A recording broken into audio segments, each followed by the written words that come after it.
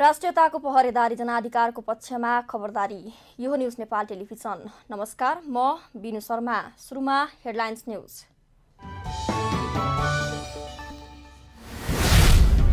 हुलाक सेवामा रहेका 1636 दरबन्दी खारेज। एक पालिका एक हुलाक नीतिलाई कार्यान्वयन गर्ने सरकारको निर्णय।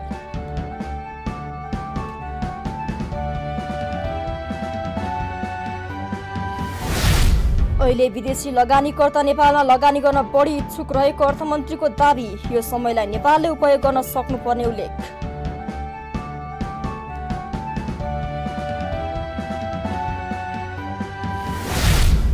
सुरक्षण मुद्रण गर्नुपर्ने कुनै पनि काम निजी क्षेत्रलाई नदिन सांसदहरूको जोड। सरकारले नसक्दा सार्वजनिक संस्थाहरूलाई दिनुपर्ने।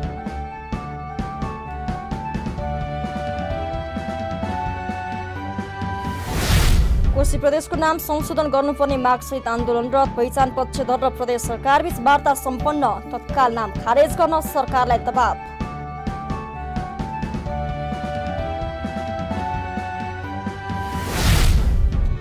युद्धविरामका लागि लडाकु समूह हमासले राखेको शर्त इजरायलद्वारा अस्वीकार। शर्तहरू न्यायसङ्गत नभएको इजरायलका प्रधानमन्त्रीको टिप्पणी।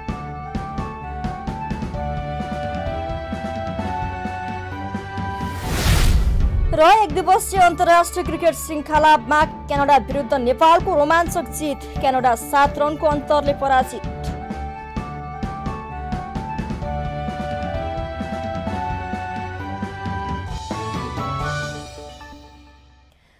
अब न्यूज विस्तारमा सुरु गरौं। सरकारले हुलाक सेवामा रहेका 1636 दरबन्दी खारेज गर्ने निर्णय गरेको सम्बन्धी प्रसङ्गबाट।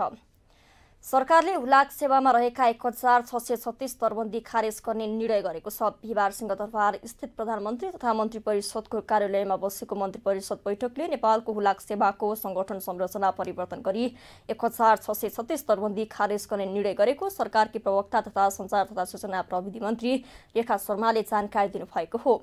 उहाँले सरकारले एक पालिका एक हुलाक नीतिलाई कार्यान्वयन गर्ने निर्णय गरेको पनि बताउनुभयो। उहाँले हुलाक सेवाको केन्द्रीय धनादेश कार्यालय र टिकट व्यवस्थापन कार्यालय पनि खारेज गर्ने निर्णय भएको पनि जानकारी दिनुभएको थियो।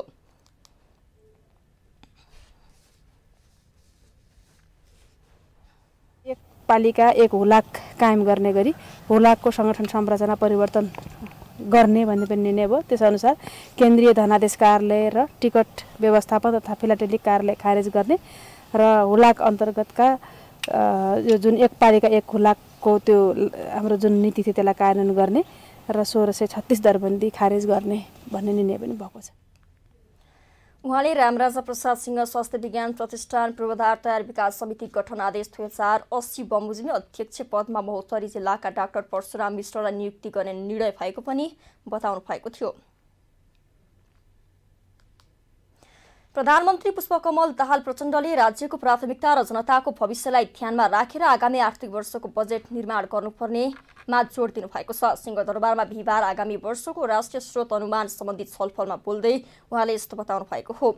उहाँले बजेट विशुद्ध अर्थशास्त्र मात्र नभई राजनीतिक अर्थशास्त्र भएकाले जनतालाई केन्द्रमा राखेर बजेटको सिलिङ तोक्नुपर्ने पनि बताउनुभयो। उत्पादन वृद्धि र रोजगारी सृजना हुने खालका योजनालाई विशेष प्राथमिकतामा राखेर योजना छनौट गर्न उहाँले मन्त्रालयलाई निर्देशन समेत दिनुभयो।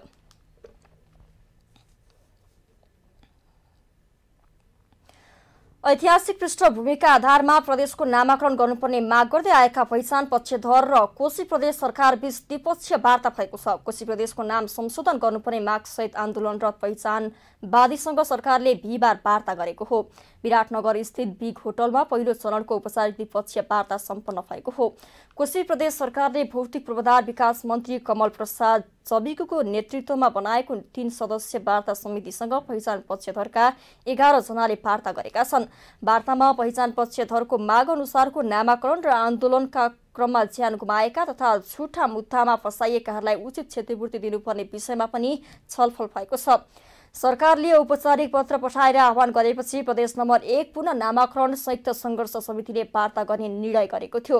माघ 6 गते बसेको मन्त्री परिषद बैठकले पहिचान पक्षधरसँग वार्ता गर्ने निर्णय गर्दै मन्त्री जबेगुको नेतृत्वमा पर्यटन वन तथा वातावरण मन्त्री गणेश उप्रेती सदस्य र आन्तरिक मामिला तथा कानून मन्त्रालयका सचिव लक्ष्मीप्रसाद पौडेल सदस्य सचिव रहने गरी 3 सदस्य समिति बनाएको थियो। सोही समितिसँग पहिचान पक्षधरले बिहिबार वार्ता गरेको हो। प्रदेश सरकार र पहिचान पक्षधरको अर्को चरणको वार्ता शुक्रबार बिहान 8 बजे बस्ने बताइएको छ। शुक्रबार बस्ने दोस्रो चरणको द्विपक्षीय वार्ताले के विषयमा कसरी छलफल गर्ने भन्ने विषय टुङ्गो लगाउनेछ। सुरक्षण मुद्रण गर्नुपर्ने कुनै पनि सामग्रीलाई मुद्रण गर्नका लागि निजी क्षेत्रलाई नदिने भएको छ। बिहिबार शिक्षा स्वास्थ्य तथा सूचना प्रविधि समितिले सुरक्षण मुद्रण विधेयकको सम्बन्धमा सांसदहरूको संशोधन उप छलफल गर्दै सुरक्षण मुद्रण गर्नुपर्ने सामग्रीहरू मुद्रण गर्न निजी क्षेत्रलाई नदिने निर्णय गरेको हो। विधेयकमा सुरक्षण मुद्रण गर्नुपर्ने राष्ट्रिय परिचय पत्र, नागरिकता बैङ्क नोट र राहदानी बाहेकका सामग्रीहरूलाई अन्य व्यक्ति वा निकायहरूमा पनि दिन सकिने व्यवस्था आएपछि सांसदहरूले संशोधन हाल्दै सरकारी निकायभन्दा बाहिर मुद्रण गर्न दिन नहुने बताएका थिए।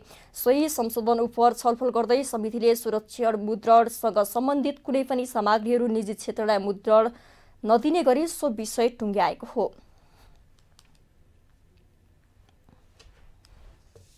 प्रज्ञा प्रतिष्ठान चाहिँ काम नपाएर बसेको छ, तोकेर लेखौँ अथवा चाहिँ भाषा मिलाएर लेखौँ।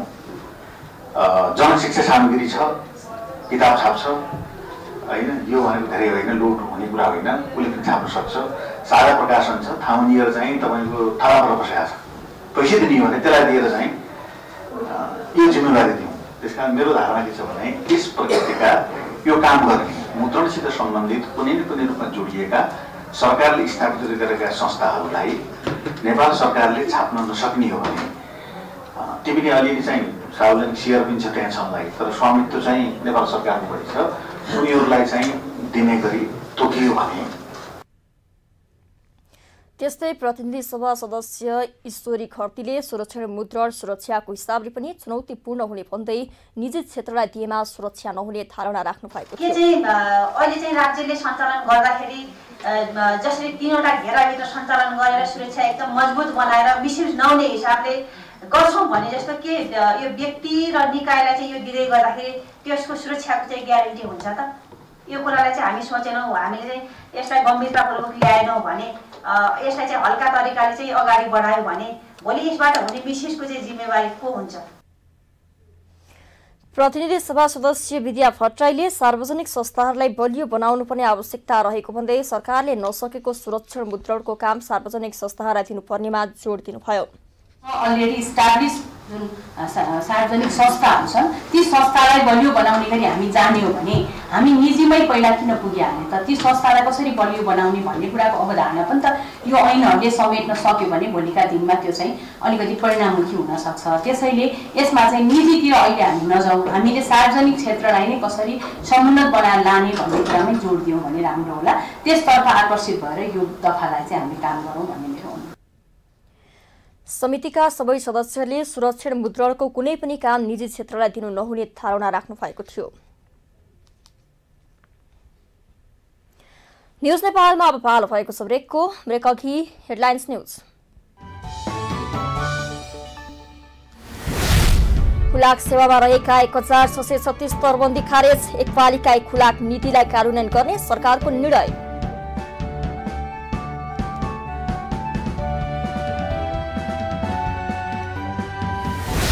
अहिले विदेशी लगानीकर्ता नेपालमा लगानी गर्न बढी इच्छुक रहेको अर्थमन्त्रीको दावी, यो समयलाई नेपालले उपयोग गर्न सक्नुपर्ने उल्लेख।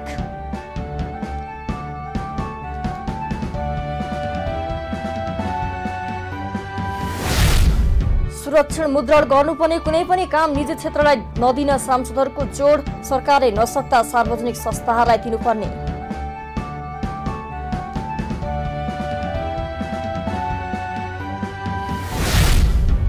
कोशी प्रदेशको नाम संशोधन गर्नुपर्ने माग सहित आन्दोलनरत पहिचान पक्षधर र प्रदेश सरकार बीच वार्ता सम्पन्न, तत्काल नाम खारेज गर्न सरकारलाई दबाव।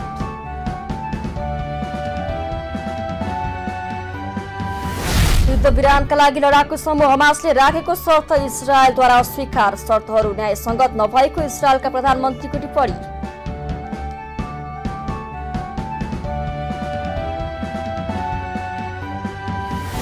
र एक दिवसीय अन्तर्राष्ट्रिय क्रिकेट श्रृङ्खलामा क्यानाडा विरुद्ध नेपालको रोमाञ्चक जित, क्यानाडा 7 रनको अन्तरले पराजित।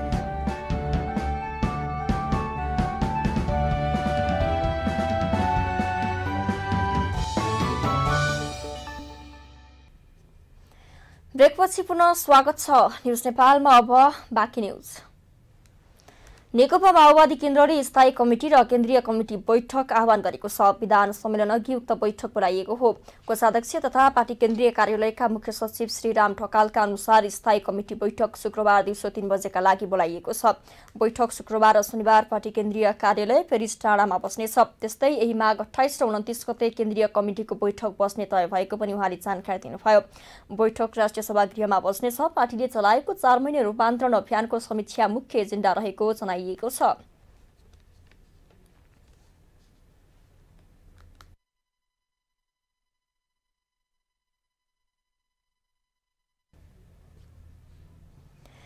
स्वास्थ्य तथा जनसङ्ख्या मन्त्री मोहन बहादुर बस्नेतले मानसिक रोग नेपालमा चुनौती बनिरहेको बताउनु भएको छ। बिहिबार ललितपुरमा किशोर किशोरी मानसिक स्वास्थ्य इकाइ उद्घाटन समारोहलाई सम्बोधन गर्दै उहाँले नेपालमा बालबालिकादेखि किशोरीहरूसम्म मानसिक रोगको समस्या बढ्दै गइरहेको बताउनु भएको हो। उहाँले मानसिक रोगको उपचार केन्द्र साथै प्रदेशमा विस्तार गर्न जरुरी रहेको पनि बताउनुभयो। उहाँले सेवा विस्तारका लागि मन्त्रालयको तर्फबाट सबै सहयोग गर्न आफू तयार भएको पनि बताउनु भएको थियो।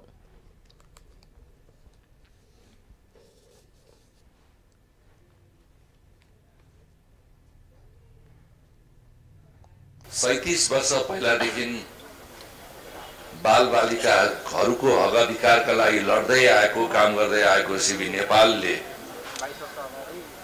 पाटन मानसिक अस्पतालसँग सहकार्य गरेर अरू सहयोगीहरूलाई जुटाएर जुन किसिमले किशोर किशोरीहरूलाई उपचार मानसिक रोगको उपचार गर्ने एउटा युनिट यहाँ बनाउनु भएको छ। यो प्रशंसा गरेर मात्रै पुग्दैन, आभार प्रकट गर्न चाहन्छु म। र यो सेवा विस्तारलाई सातै प्रदेशमा सम्भव भएसम्म अझ धेरै ठाउँमा विस्तार गर्नका लागि सरकारले पनि आफ्नो भूमिका निर्वाह गर्नुपर्छ। मन्त्री बस्नेतले मानसिक रोगको निवारणका लागि आवश्यक परे कानून समेत बनाएर अघि बढ्नुपर्ने पनि बताउनुभयो। दिगो विकास तथा सुशासन समिति र प्रत्यायोजित व्यवस्थापन तथा सरकारी आश्वासन समितिका सदस्यहरूले सिंहदरबार स्थित निर्माणाधीन संसद भवनको स्थलगत अनुगमन गरेका छन्। राष्ट्रिय सभाका 2 समितिका सदस्यहरूले बिहिबार निर्माणाधीन संसद भवनको भौतिक प्रगतिको बारेमा जानकारी लिनुका साथै स्थलगत अनुगमन तथा निरीक्षण गरेका हुन्। निरीक्षणपछि सञ्चारकर्मीहरूसँग कुरा गर्दै दिगो विकास तथा सुशासन समितिका सभापति प्रकाश पन्तले तोकिएकै समयमा निर्माणाधीन संसद भवनको काम सम्पन्न नहुने अवस्था रहेको बताउनुभयो। उहाँले चैत्र 12 गतेसम्म निर्माण सम्पन्न गर्नुपर्ने समय दिएको भए पनि समयभित्रै सम्पन्न हुन नसक्ने अवस्था अवलोकनपछि देखिएको बताउनुभयो।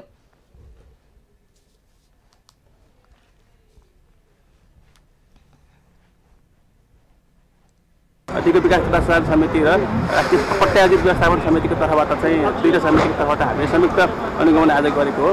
र आजको अनुगमनबाट चाहिँ के छ भने अब यो आयोजनाले चाहिँ अब दाबी गरे जस्तो चाहिँ 12 गतेभित्र यो सकिने सम्भावना छैन। यसलाई अझै केही महिनाहरू अझै थप लाग्ने सम्भावना चाहिँ हामीले देखाएको छौँ। यहाँ काम अलि ढिलै भइरहेको छ। खरिद प्रक्रियादेखि लिएर सामानहरू ल्याउने कुरामा चाहिँ केही अरू समस्याहरू भएको, अब ठेकेदारहरूले पनि मान्छेहरू पर्याप्त मात्रामा नलगाएको भन्ने पनि हामीले यहाँ देख्यौँ। ती कुराहरूले चाहिँ चाँडै सम्भव छैन र यसलाई चाँडै सम्भव गर्नको लागि चाहिँ हामी सरकारले यसलाई विशेष ध्यान दियोस्। अबको बजेट अधिवेशन अब 2081 सालका चाहिँ अधिवेशनहरू चाहिँ यहीँबाट सम्पन्न हुने गरी तयारी गर्नका लागि चाहिँ हामी नेपाल सरकारले ध्यान आकर्षण गराउँछौँ। आयोजनालाई पनि हामी ध्यान आकर्षण गराउँछौँ। अनुगमनका क्रममा शहरी विकास तथा भवन निर्माण विभागका उपमहानिर्देशक मचा काजी महर्जनले निर्माणाधीन संसद भवनको स्ट्रक्चरको काम सकिएको बताउनुभयो। दिनासाथ हलभित्र पनि हाम्रो इन्टेरियरको छुट्टै टोली छ। इन्टेरियरको भित्री डेकोरेसनको कामहरू तत्काल थाल्ने गरी तयारी अवस्थामा भएको हुनाले हामीले अहिलेको अवस्थामा चाहिँ अब योभन्दा अगाडि हिउँदे अधिवेशनमा हामीले यो सम्पन्न गर्छौँ अथवा हिउँदे अधिवेशन यहाँबाट सञ्चालन गर्ने लक्ष्य राखेका छौँ भनिए तापनि यो हाम्रो अलिकति महत्त्वाकांक्षी योजना हो त्यो भए हुनाले प्रयास गरौँ केही न केही त देखिन्छ भन्ने हिसाबले चाहिँ हामीले त्यो त्यसलाई आँटेरै थालेका थियौँ र त्यसको रिजल्ट अहिले चाहिँ हामीले यति अवस्थामा देखेका छौँ। अब यो भवनको चाहिँ अलमोस्ट स्ट्रक्चरल कामहरू चाहिँ सम्पन्न भइसकेको अवस्था छ। अब इन्टिरियर कामतर्फ हामी लागेपछि असार मसान्तसम्ममा इन्टिरियरको जुन समयावधि हामीले दिएका छौँ त्यो सम्ममा चाहिँ यो मुख्य संरचनाहरू भवन हल भिभिआइपी कक्षहरू सबै यो इन्टेरियर डेकोरेसन फर्निचरका लगायतका कामहरू सम्पन्न गरेर लक्ष्य अनुरूप चाहिँ अब हामीले आउँदो वर्ष अधिवेशनलाई चाहिँ हामी लक्षित गरेर हामीले काम अगाडि बढाइरहेका छौँ। उहाँले आगामी वर्ष संसद अधिवेशनलाई लक्षित गरी काम भइरहेको पनि बताउनु भएको थियो।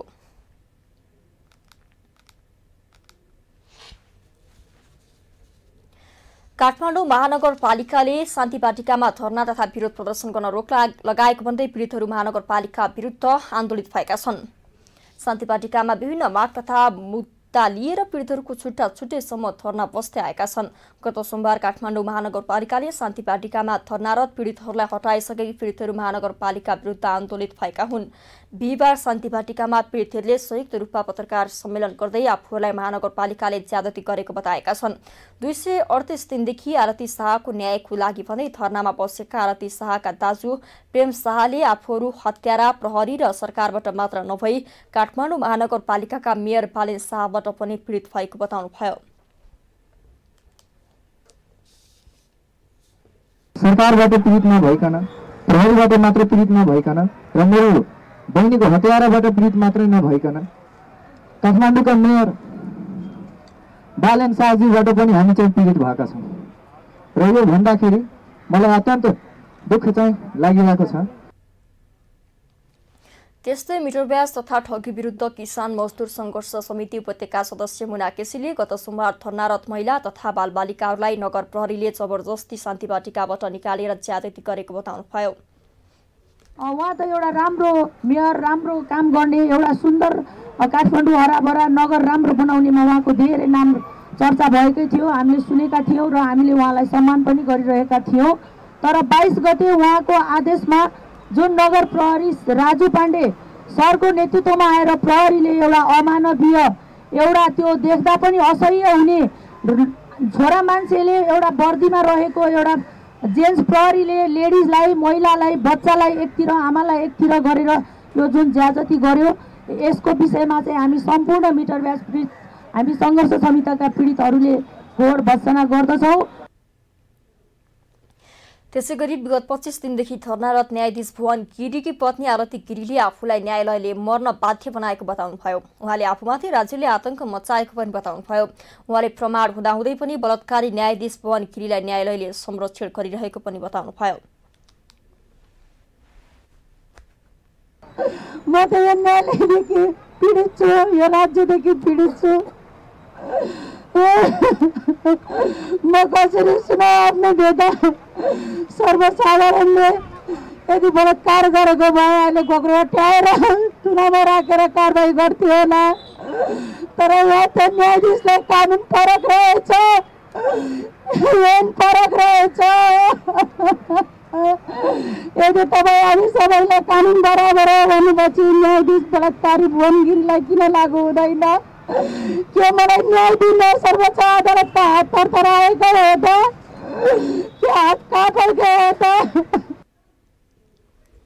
त्यस्तै उहाँले न्यायालय कहिले स्वतन्त्र र शुद्धिकरण हुन्छ भनेर प्रश्न समेत गर्नुभएको थियो। पीडितहरूले आफूहरू शान्ति बाटिकामा बसेर विरोध प्रदर्शन गरिरहने पनि बताएका थिए।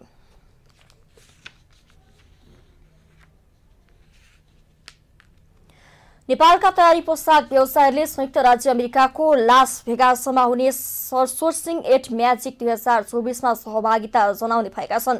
बिहिबार काठमाडौँमा पत्रकार सम्मेलन गरेर नेपाल तयारी पोसाक उद्योग संघले यसबारेमा जानकारी दिएको हो। पत्रकार सम्मेलनमा बोल्दै अध्यक्ष पाण्डेले हरेक वर्ष नेपाली मेलामा सहभागिता जनाउँदै आएको र यस वर्ष पनि सहभागिता जनाउन शुक्रबार अमेरिकातर्फ प्रस्थान गर्ने बताउनुभयो। उहाँले सहभागिता जनाउनका लागि सरकारले 25 लाख रुपियाँ दिएको र सो रकम स्टलका लागि मात्रै खर्च गर्न पाउने प्रावधान रहेको पनि बताउनुभयो। उहाँले मेलामा सहभागी हुन 6 सदस्य टोली अमेरिका जाने पनि बताउनुभयो।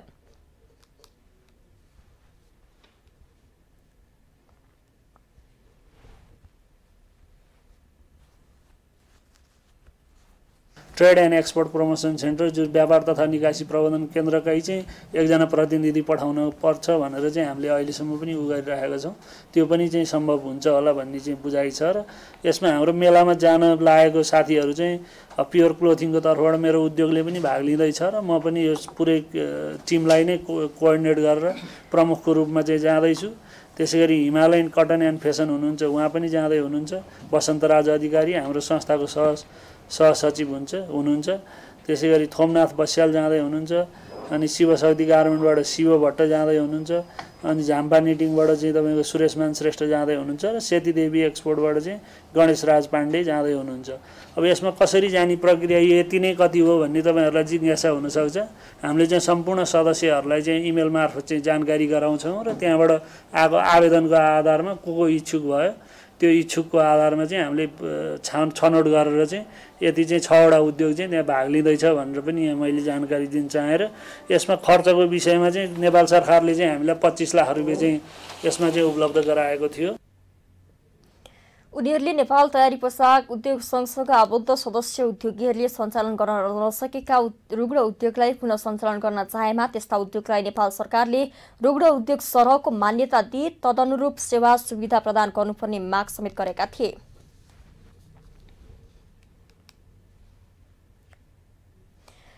सडक दुर्घटनाको आपतकालीन अवस्थामा उद्धार र उपचारको व्यवस्था गर्ने गरी राष्ट्रिय सडक सुरक्षा परिषद र सशस्त्र प्रहरी बल नेपालबीच समझदारी पत्रमा हस्ताक्षर भएको छ। बिहिबार काठमाडौँ स्थित सशस्त्र प्रहरी बलको प्रधान कार्यालयमा एक कार्यक्रमका बीच उक्त सम्झौता भएको हो। सम्झौता पत्रमा सशस्त्र प्रहरी बल नेपालको तर्फबाट नेपाल एपीएफ अस्पतालका प्रमुख प्राविधिक सशस्त्र प्रहरी न्यायिक महानिरीक्षक डाक्टर रूपक महर्जन र राष्ट्रिय सडक सुरक्षा परिषदको तर्फबाट सदस्य सचिव कृष्णराज पन्तले सम्झौता पत्रमा हस्ताक्षर गर्नुभएको छ। सुरक्षित सडक र दुर्घटना न्यूनीकरणका लागि दुर्घटना भई आइपर्ने आपतकालीन अवस्थामा खोज तथा उद्धार र उपचारको व्यवस्था दुर्घटना स्थलमै गर्न स्थानीय स्वास्थ्य सेवा उपलब्ध गराउने भइएको छ। पृथ्वी राजमार्ग ट्रमा सेन्टरबीच चिकित्सकीय सम्प्रेषण गर्न एक किसिमको आबद्धताको लागि कन्सल्टेन्टहरूले तयार गरेको नमुनागत प्रणाली कार्यान्वयनमा ल्याई परीक्षण गर्न सशस्त्र प्रहरी बल नेपालको सहयोग तथा कार्यान्वयनको लागि समझदारी पत्रमा हस्ताक्षर भएको सशस्त्र प्रहरी बलले बताएको छ।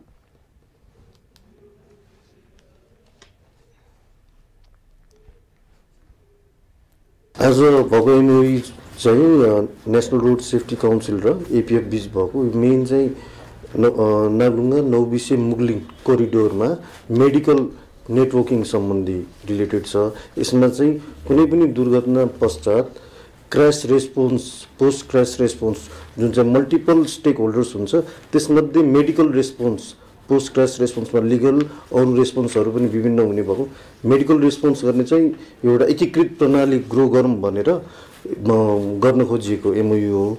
यसमा नेपाल नेसनल रोड सेफ्टी काउन्सिलको आफ्नो जिम्मेवारी छ भने हामी एपीएफको आफ्नो जिम्मेवारी छ। उक्त सम्झौता पश्चात नागढुङ्गा नौबिसे मुगलिङ सडक खण्डमा दुर्घटनामा परेकाहरूको उद्धार घाइतेहरूको उपचार स्थलगतमै तुरन्त हुने पनि अपेक्षा रहेको छ। त्यस्तै सडक दुर्घटनामा अनावश्यक मृत्यु र अङ्गभङ्ग समेत उल्लेख्य कमी आउने र स्थानीय सबै स्वास्थ्य संस्थाहरूमा ट्रमा सम्बन्धी तालिम एवं मेडिकल सामग्री तथा उपकरणहरू समेत थप हुने सशस्त्र प्रहरी बलको अपेक्षा रहेको छ।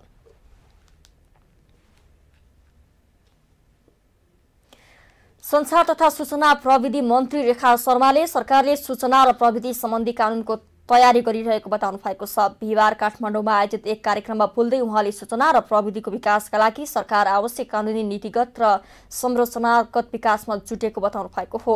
त्यस्तै उहाँले नेपालमा पहिलो पटक राष्ट्रिय साइबर सुरक्षा नीति 2080 जारी गरी अहिले कार्यान्वयनमा ल्याइएको पनि बताउनुभयो। कानूनसँगै राष्ट्रिय साइबर सुरक्षा केन्द्र स्थापना, राष्ट्रिय सूचना प्रविधि केन्द्रको पुनः संरचना लगायतका संरचनागत कामहरू पनि अघि बढाउन खोजिरहेको उहाँको भनाइ छ।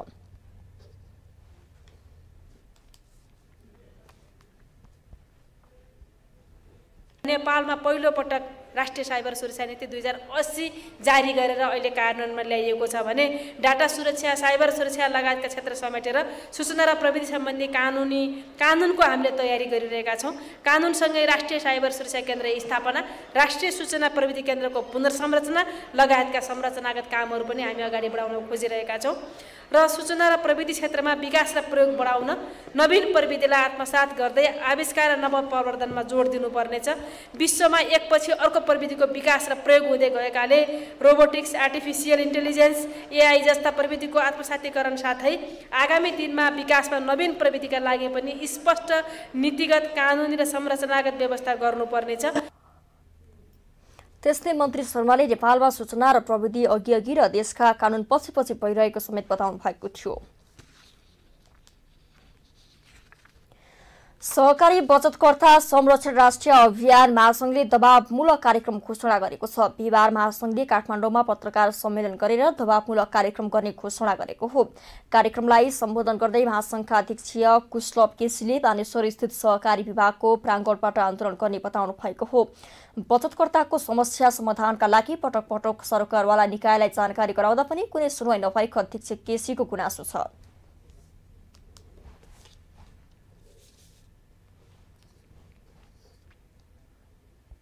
आज यो खम्बालाई चलाउने दुर्साहस भयो सरकारको, अब यी ढलाउने दुर्साहस भयो।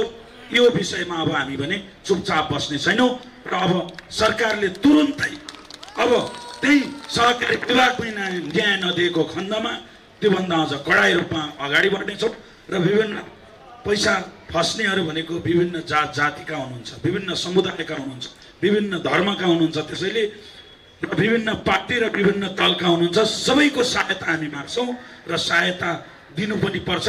र अहिले छुट्याउनुहोस् राम्रा र नराम्रा। राम्रालाई हामी नेता मान्छौँ, नराम्रालाई कारबाहीको दायरामा ल्याउँछौँ।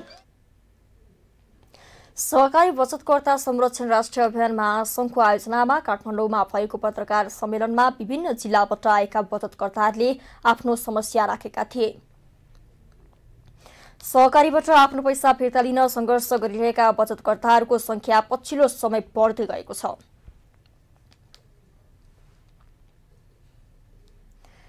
विज्ञानलाई चुनौती दिँदै पुवर थापा परिवारले भक्तपुरमा तान्त्रिक विद्या अनुसार 108 भारी दाउराको आगोको भुङ्ग्रोमा नाचेर खाली खुवाउने काम सम्पन्न गरेका छन्। एक रिपोर्ट। माघ 24 गते गैराती चाङ्गुनारायण नगरपालिका वडा 5 पिखेल चौतारा ढुङ्गेधार आसपास क्षेत्रमा बसोबास गर्ने पुवर थापा कपिल गोत्रका 41 घर परिवारका करिब 200 जनाले विज्ञानलाई समेत चुनौती दिँदै तान्त्रिक विद्या अनुसार आगाको झुग्रोमा नाचेर खली खुवाउने काम सम्पन्न गरेका हुन्। यसरी खली खुवाउने काम सम्पन्न गर्न धामी गुरुहरूले तान्त्रिक विधि अनुसार 1 महिना लगाएर कपिल गोत्रका पुवर थापा घर परिवारले मान्दै आएका महाकाली, दक्षिण काली र सोही कुलका 12 जना नयाँ डाङ्ग्रेहरू तयार पारेका थिए। ती डाङ्ग्रेहरू 12 वर्षका बच्चादेखि 78 वर्षका वृद्धसम्म छन्। उनीहरू आगोको राप अर्थात् कोइलामा खाली खुट्टाले टेकेर आगो पूर्ण रूपमा निभाएपछि पाको वायु भएको मानिन्छ। कुलायन पूजामा सहभागी बनेका डाङ्ग्रेहरूले खाली खुट्टाले आगोको झुग्रोमा जान आफूहरूलाई सुरुमा डर लागे पनि पछि मजाले नाच्न सकेको प्रतिक्रिया दिएका छन्।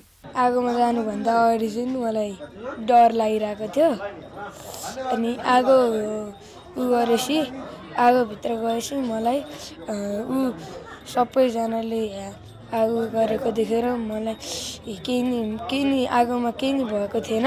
78 वर्ष भई आगामा गएँ, आगामा पोल्नु केही भएन, राम्रै भयो। तर मैले कति काम गरेँ, 20 वर्ष त्यो झन्डै 30 वर्ष जति मैले काम गरेँ, मैले खली खाएको थिएन, अहिले आएर खाएँ। कुल पूजामा कुलको जिम्मा लिन तयार हुने व्यक्तिलाई डाङ्ग्रे भन्ने गरिन्छ। खली खुवाउने दिन बेलुका ती डाङ्ग्रेहरूलाई गुरुसहित 108 भारी दाउराको झुग्रो खरानी नबन्दासम्म नाच्न लगाउने र त्यस पश्चात विभिन्न नाममा थपिएको देवी देवतालाई बलि दिई डाङ्ग्रेहरूलाई बत्ती खुवाएर खली खुवाउने काम सम्पन्न गर्ने परम्परा छ। धामी गुरु धमेन्द्र विष्टले खली खुवाउने कार्य गरे। आफ्नो कुल गोत्रमा कोही अकालमा मृत्यु भए मोक्ष पाउने र आफ्नो कुल देवतालाई मान्दा प्रगति हुने विश्वास व्यक्त गर्नुभयो। जसले मान्दैन म त्यसलाई सुझाव दिन तर जसले मान्छ त्यो मान्छे मान्ने व्यक्तिलाई आफ्नो कुलमा अकालमा परेका मृत आत्माहरू छ भने उहाँहरूको तोरण तारण गर्ने कार्य गरिदिनुहोस्। यो खलीको अग्नि विधिबाट मात्र नभई अरू विधिबाट पनि हुन्छ, तर घरमा प्रेत आत्माहरू नराख्नुहोस्। कुनै कसैको पनि आत्मालाई तर्नबाट वञ्चित नगर्नुहोस्।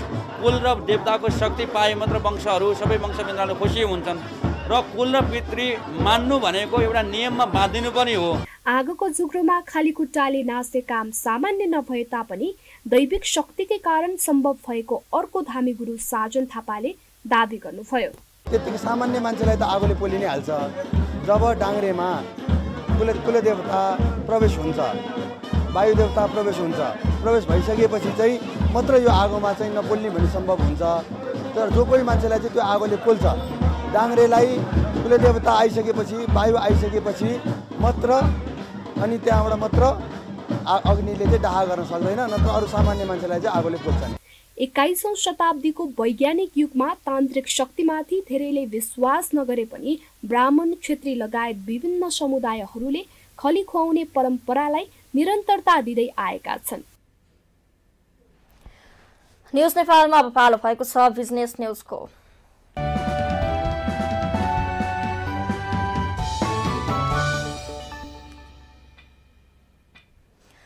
अर्थमन्त्री डाक्टर प्रकाश शरण महतले विदेशी लगानीकर्ताहरू नेपालमा लगानी गर्न बढी इच्छुक हुँदै गएको दावी गर्नुभएको छ। बिहिबार सिंहदरबारमा बसेको तेस्रो लगानी सम्मेलन 2081को निर्देशक समितिको तेस्रो बैठकमा बोल्दै उहाँले विगतमा विदेशी लगानीकर्ताहरू नेपाल आफै सम्पर्कमा जाँदा समेत उदासीन हुने गरेको भए पनि अहिले लगानी गर्न आफै खोज्दै आइरहेको बताउनु भएको हो। उहाँले विदेशी लगानीकर्ताहरू इच्छुक भइरहेको समयलाई नेपालले उपयोग गर्न सक्नुपर्ने पनि बताउनु भयो। वैशाख 16 र 17 गते हुने लगानी सम्मेलनलाई ग्रान्ड सक्सेस बनाउन उहाँको आग्रह छ। अर्थमन्त्री महतले विश्व बैंकको सहुलियत दरमा ऋण दिने संस्थाको सम्मेलन नेपालमा गर्न विश्व बैंक तयार भएको र केही दिनमै औपचारिक पत्र आउने पनि बताउनुभयो। कार्यक्रममा बोल्दै नेपाल सरकारका मुख्य सचिव डाक्टर वैकुण्ठ अर्यालले लगानी सम्मेलनलाई सहज बनाउनका लागि लगानी सम्मेलनका केही नेपाल ऐन संशोधन भनेर अघि बढाई संसदबाट पास गर्नुपर्ने पनि बताउनुभयो। बैठकमा निर्देशक समिति बैठकको निर्णय कार्यान्वयन प्रगति सम्बन्धमा भएका कामकारबाहीहरूको बारेमा जानकारी गराइएको थियो।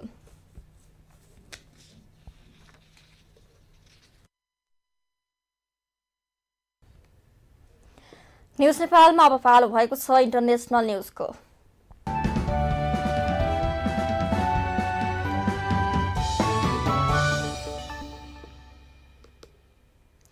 इजरायलका प्रधानमन्त्री बेन्जामिन नेतान्याहुले युद्धविरामका लागि लडाकु समूह हमासले राखेका शर्त अस्वीकार गरेका छन्। प्रधानमन्त्री नेतान्याहुले 1 महिनाभित्रै गाजामा पूर्ण विजय हासिल गर्ने भएकाले हमासको प्रस्तावित युद्धविराम स्वीकार नगर्ने बताएका हुन्। युद्धविराम प्रस्तावको जवाफमा हमासले श्रृङ्खलाबद्ध माग राखेपछि इजरायल लचिलो हुने भएको जनाइएको छ। नेतान्याहुले हमासका शर्तहरू अनौठा र न्यायसङ्गत नभएको टिप्पणी पनि गरेका छन्। उनले गाजामा अन्तिम विजय हासिल गर्नुबाहेक अर्को समाधान नरहेको पनि बताएका छन्। इजिप्ट र कतारको मध्यस्थतामा नयाँ चरणको वार्ता बिहिबार कायरोमा हुने सम्भावना रहेको थियो, तर दुवै पक्ष युद्धविरामका लागि लचिलो नदेखिएको भन्दै इजिप्टले सबै पक्षलाई बिना शर्त शान्ति सम्झौतामा पुग्न लचिलो हुन आह्वान गरेको छ। यसअघि इजरायल गाजा युद्धविराम योजनाबारे हमासले सकारात्मक प्रतिक्रिया दिएर गाजाको पुनर्निर्माण, त्यहाँका बासिन्दाहरूलाई उनीहरूको घरमा फिर्ता गर्ने र विस्थापितहरूको लागि भएका प्रावधानमा केही संशोधन गरेर घाइतेको आवश्यक उपचार गर्न पनि शर्त राखेको थियो। न्युज नेपालमा अब पालो भएको छ स्पोर्ट्स न्युजको। सहकर्मी समृद्धि कार्कीको साथमा।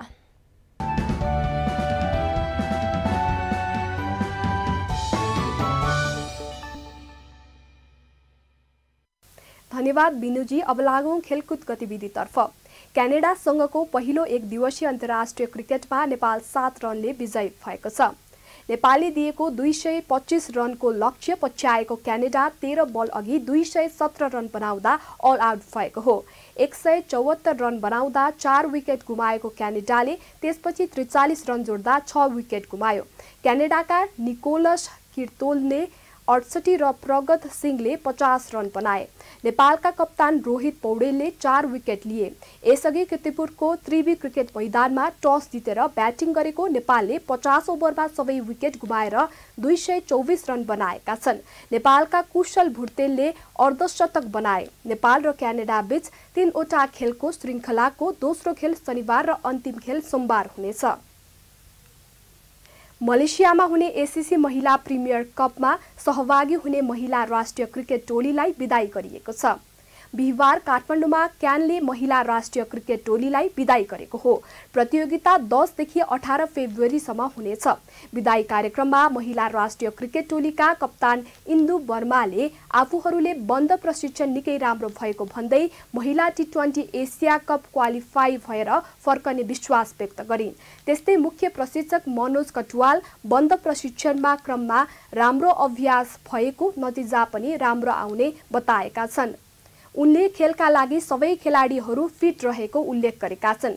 प्रतियोगितामा Nepal, Thailand, UAE, Indonesia, Hong Kong, चीन, Myanmar, Bhutan, Bahrain, Oman, Kuwait, Singapore, Japan, Qatar र मालदिप्स छन्।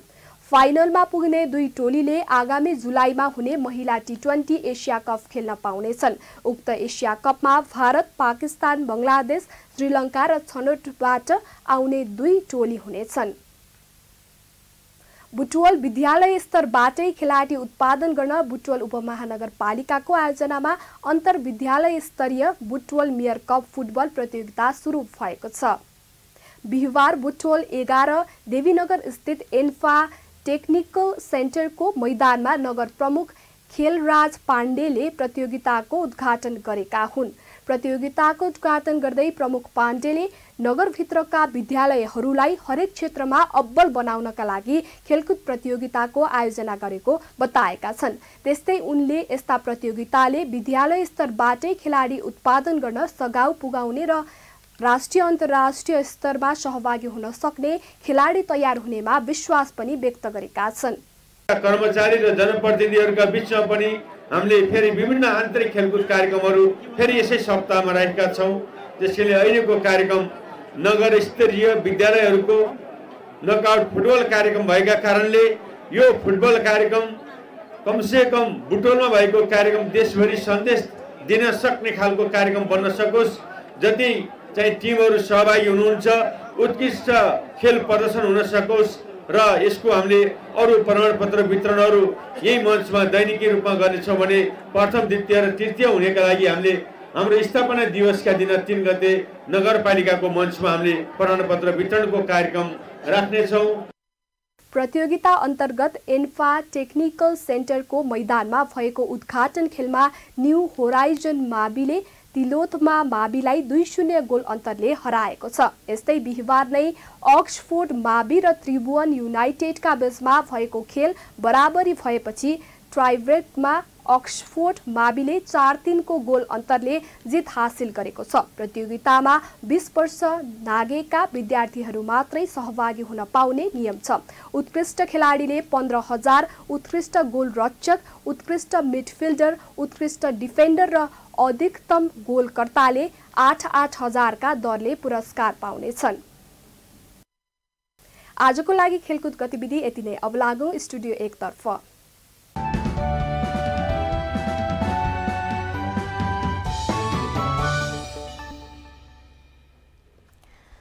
धन्यवाद समृद्धिजी। स्पोर्ट्स न्युजसँगै हामी न्युज बुलेटिनको अन्त्यमा आइपुगेका छौँ। जाँदा जाँदै हेडलाइन्स न्युज पुनः एकपटक। खुलाक सेवामा रहेका 1636 दरबन्दी खारेज। एक पालिका एक खुलाक नीतिलाई कार्यान्वयन गर्ने सरकारको निर्णय।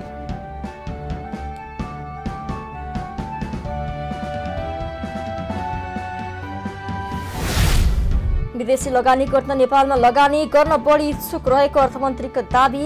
यो समयलाई नेपालले उपयोग गर्न सक्नुपर्ने उल्लेख।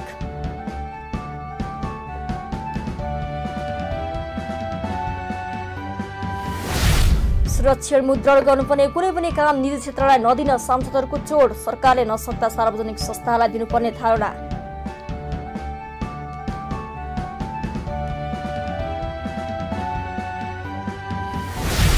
कोशी प्रदेशको नाम संशोधन गर्नुपर्ने माग सहित आन्दोलनरत पहिचान पक्षधर र प्रदेश सरकार बीच वार्ता सम्पन्न। तत्काल नाम खारेज गर्न सरकारलाई दबाव।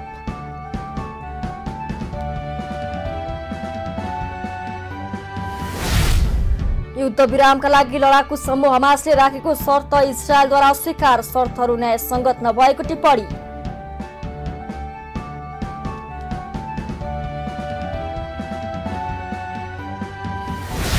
र एक दिवसीय अन्तर्राष्ट्रिय क्रिकेट श्रृङ्खलामा क्यानाडा विरुद्ध नेपालको रोमाञ्चक जित। क्यानाडा 7 रनको अन्तरले पराजित।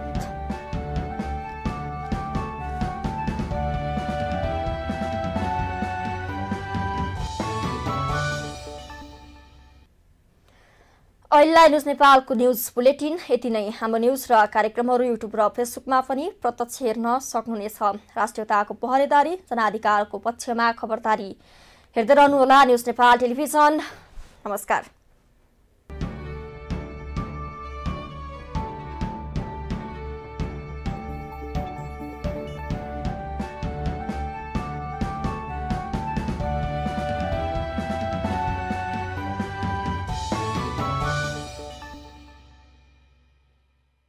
News Nepal television prime news का साथ में dish home fibernet, hotel Sara Pokhara, luxurious hospitality, united firm and mattresses industries private limited, Sitapaila, Kathmandu 9801167733 0140395505। Prakash Punj the ultimate light center Pokhara, Sabhagriha Chowk. Phone number 061 522 074। Kaski Modernize Academy, Pokhara 14.